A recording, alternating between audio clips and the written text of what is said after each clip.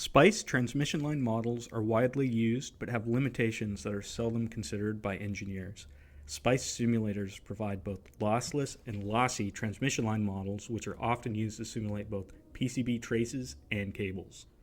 Most engineers are taught the lumped element model of the transmission line, where the inductance, resistance, and capacitance is broken into smaller element sections and cascaded. However, the built-in SPICE transmission lines are implemented as a two-port Laplace domain circuit. This is easy to implement in PSpice with some resistors and voltage-controlled voltage sources with a Laplace domain transfer function shown here. When we drive the differential mode of these models, we see similar performance, though the lumped element model does require a sufficient number of elements to support higher frequencies.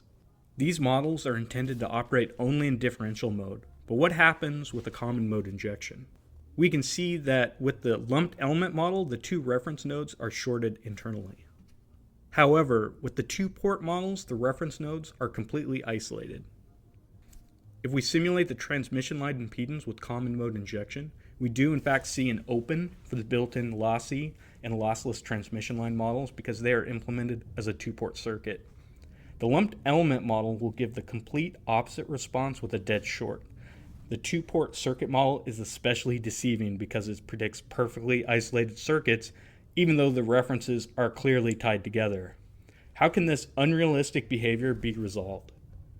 A realistic coax cable transmission line model can be constructed by implementing inductances and resistors for the interior conductor, the shield, and the return ground plane.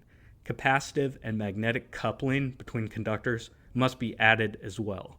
This is a very minimalistic transmission line model for coax and is only useful up to 1 or 10 megahertz, but it shows a path to a more realistic transmission line model using lumped elements. The skin effect becomes extremely important above 10 megahertz and drives several additional modifications. I plan to describe steps to constructing a better high-frequency coax model in a later video. My name is Russell Carroll, and thanks for watching.